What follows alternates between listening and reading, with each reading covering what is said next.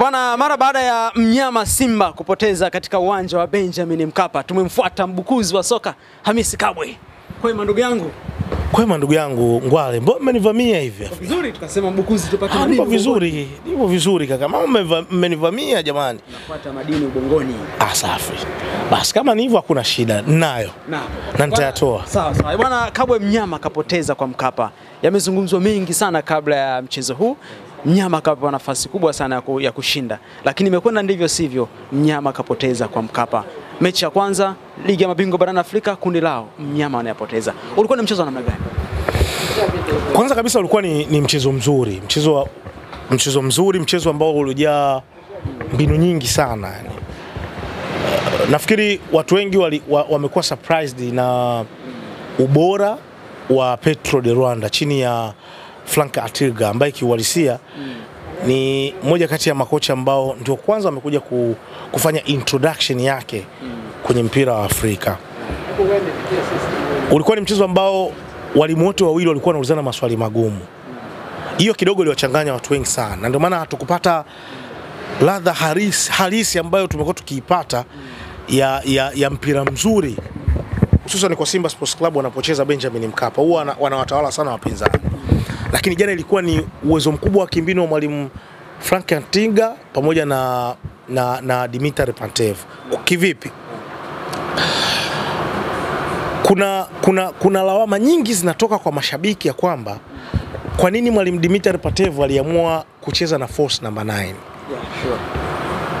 Kwa nini aliamua kucheza na force number 9?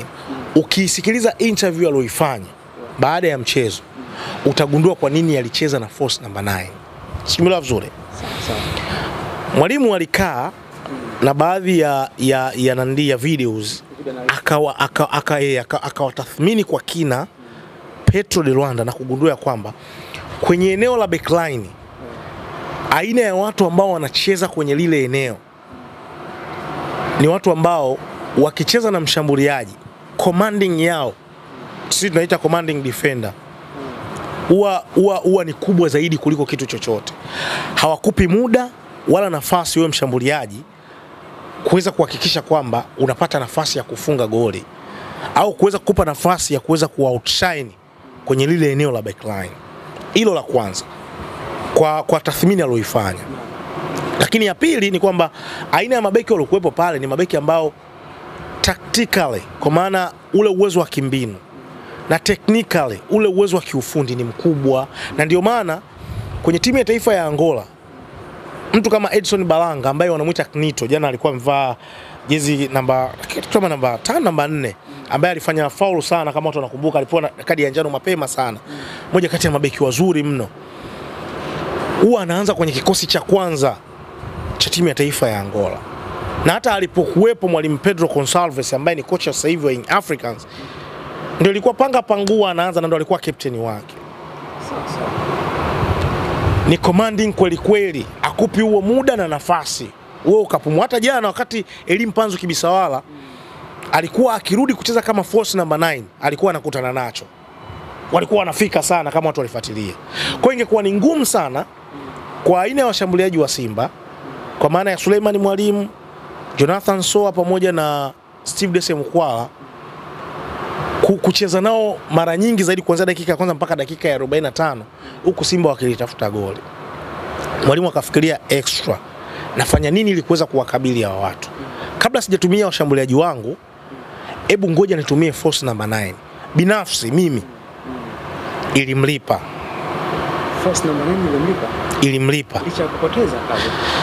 Sasa kupoteza, kocha anabeba gharama za matokeo mabaya ya Simba Sports Club, ila walomfelisha kwa game plan yake aliyoiandaa na ikamlipa walikuwa ni wachezaji. Kivipi? Kwa kutumia force number 9 Simba Sports Club walikuwa wanacheza na mstari mmoja juu ambao ulikuwa unafuatana na ule mstari wa mabeki pamoja na mawingback wa Petro de Rwanda. Huku alikuwa Anthony Hoss ambaye alikuwa ni kama fullback wa kulia, alikuwa anakutana na Elim Panzu pamoja na bwana mdogo Anthony Mligo. Alafu humu katikati kwenye mashavu ndio walikuwa wakina Balanga ambao walikuwa wanakutana na Joshua Mutale pamoja na Nio Maema katikati mule kwenye zile space. Alafu pembeni mwa uwanja huku ndo alikuwa Shomari Kapombe, alikuwa pamoja na bwana mdogo Morris Abraham, ambao kiuhalisia wale jamaa walikuwa wanakuja kukabia kwenye high line. Sasa kilichokuwa kinapatikana ni kitu kimoja, na kilichokuwa kinatakiwa kifanyike kwa Simba Sports Club ni kupiga penetration pass ambazo kiuhalisia zilipigwa mara mbili na Simba hawakuweza kutumia hiyo nafasi. Pasi ya kwanza ilipigwa na Morris Abraham ambayo ilivunja mstari ule wa mwisho na kumkuta Elie Mpanzu Kibisawala akiwa free.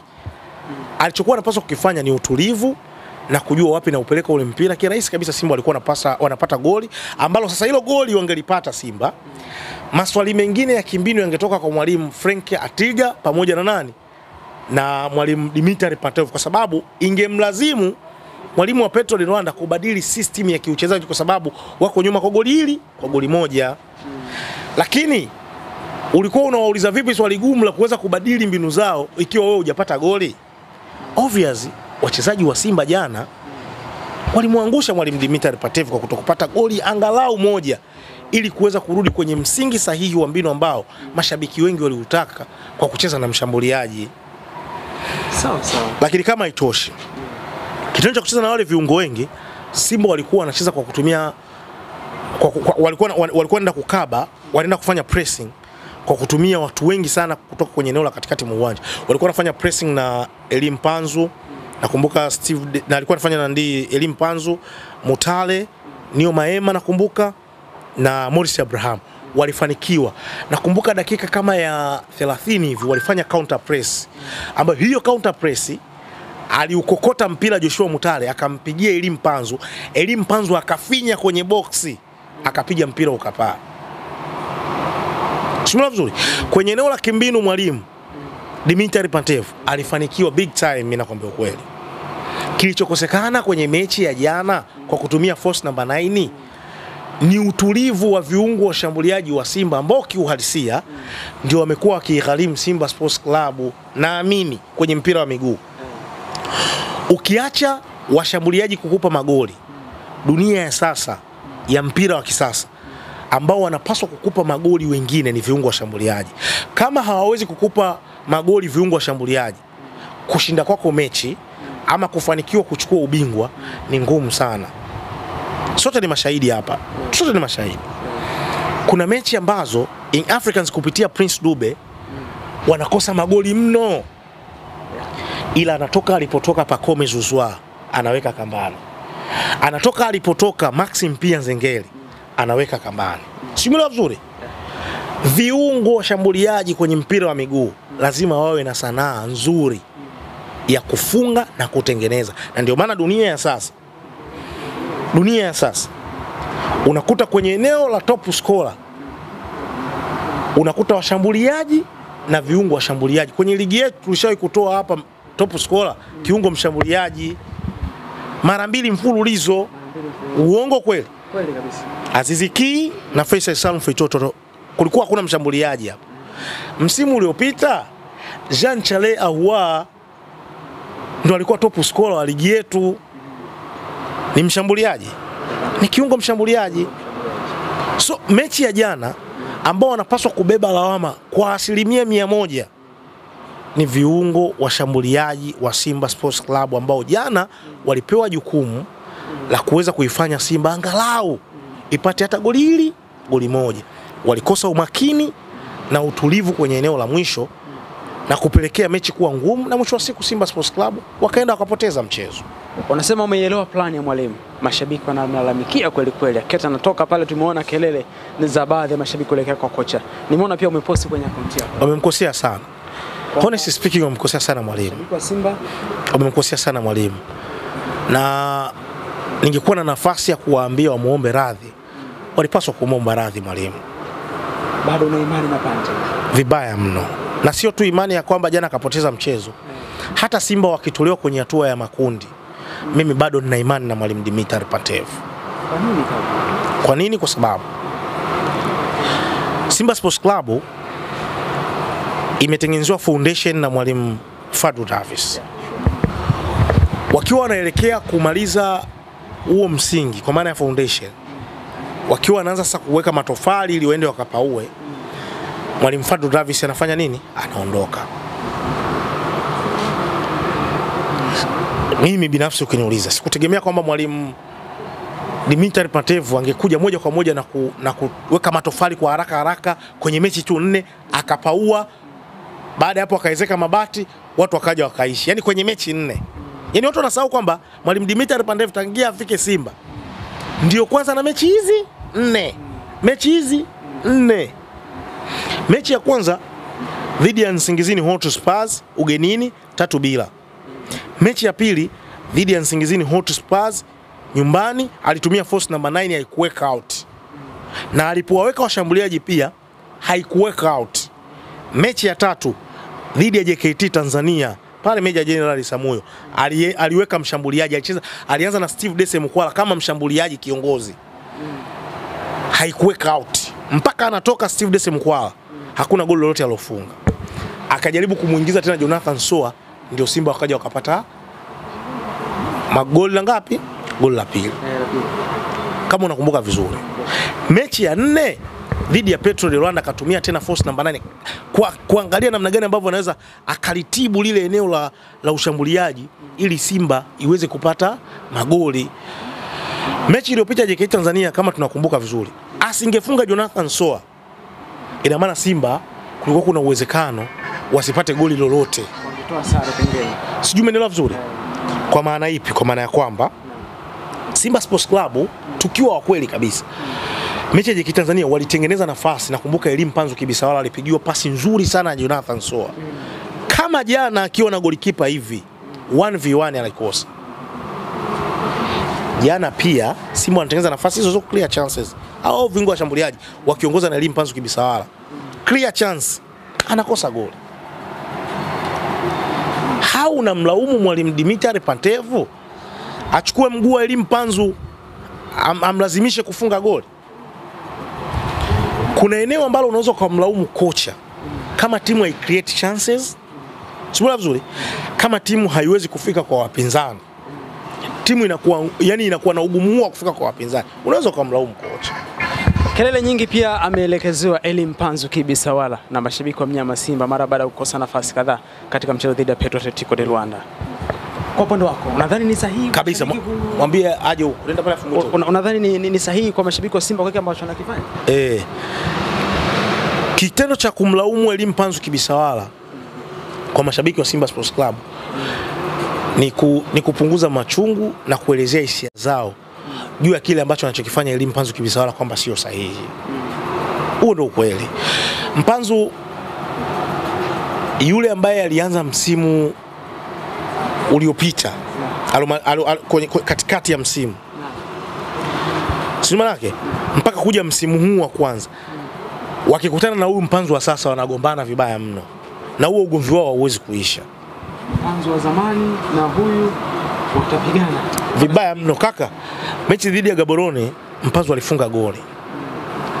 Tokea Mpanzu amefunga mechi ya Gaborone United kule ugenini mpaka hivi sasa Mpanzu kila akiwekewa nafasi za wazi, ambapo mashabiki wa Simba wanahitaji sasa ule X factor wake.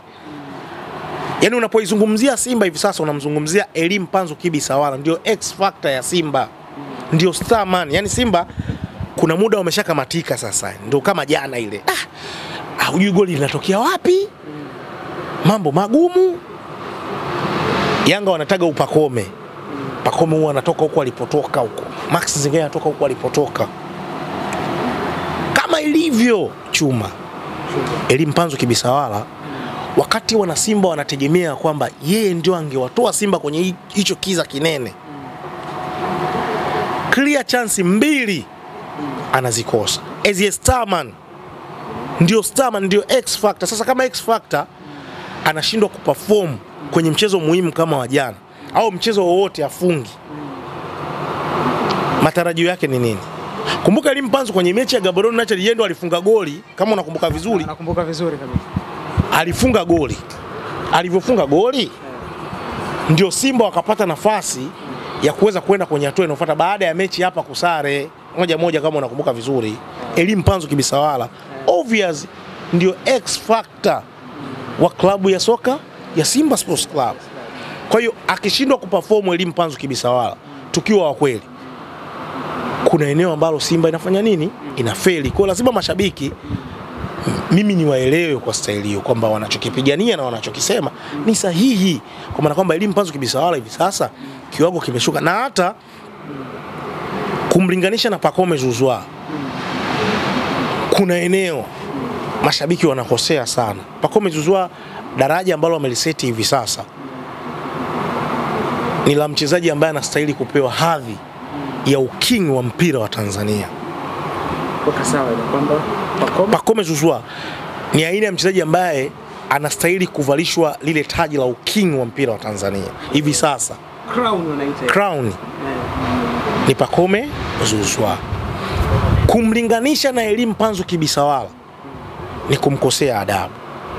Elie Mpanzu Kibisawala anachotakiwa kukifanya na kumake statement mbele ya wanasimba ni kuwa top performer na kuondoa kwenye mawazo ambayo waliokuwa nayo hivi sasa ya kwamba timu yao labda haina kocha mzuri, timu yao inafanya vibaya kwa sababu labda kuna vitu vya kiufundi haviendi sawa, na kuwaonyesha kwamba Simba Sports Club ina wachezaji wazuri, wachezaji bora ambao wana uwezo wa kuwapa matokeo mazuri na kuishi kwenye ndoto za tajiri Mo Dewji ambaye anaamini ya kwamba siku moja Simba Sports Club italeta ubingwa wa Afrika hapa wa CAF Champions League.